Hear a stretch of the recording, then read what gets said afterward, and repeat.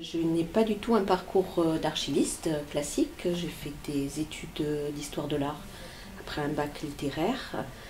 J'ai passé une maîtrise en architecture contemporaine et j'ai passé les concours du ministère de la Culture, les concours de la documentation.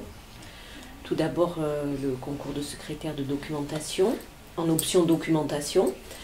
Et j'ai été nommée en archive départementale. Ça a été mon premier poste aux archives du Lot à Cahors, où je suis restée 1 an et demi, où je m'occupais des séries contemporaines, série W. Et ensuite, j'ai travaillé en direction régionale des affaires culturelles dans plusieurs services de l'archéologie et en documentation générale. J'ai toujours eu un contact avec les archives, ou bien les archives de service, voilà, étant donné que j'avais fait un début de carrière dans les archives, mais chef de service, on était dans les profils toujours une partie de mission qui concernait les archives de service ou les archives de la recherche.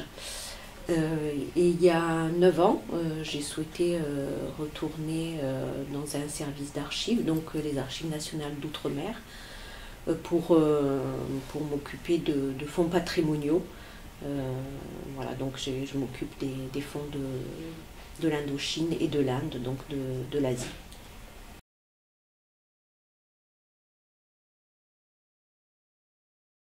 Bon, comme je l'ai évoqué précédemment, c'est peut-être un petit peu un hasard parce que je ne me destinais pas du tout au métier d'archiviste.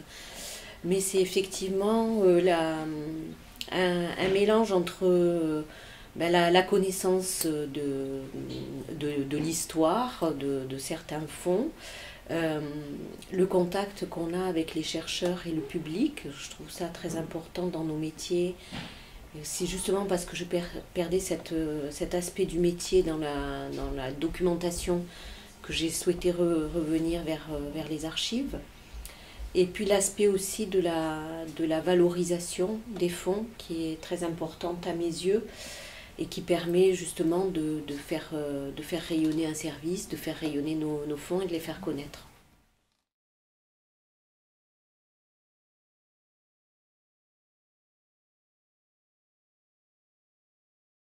Oui, bien sûr, parce que quand on pense au métier d'archiviste et aux archives d'une manière générale, on pense à la poussière, aux vieilles caves, mais les archives, ce n'est pas uniquement ça, même si quand on voit des documents d'archives, effectivement, ils peuvent être poussiéreux et on a besoin de les reconditionner pour les présenter dans les meilleures conditions aux lecteurs, d'une manière générale.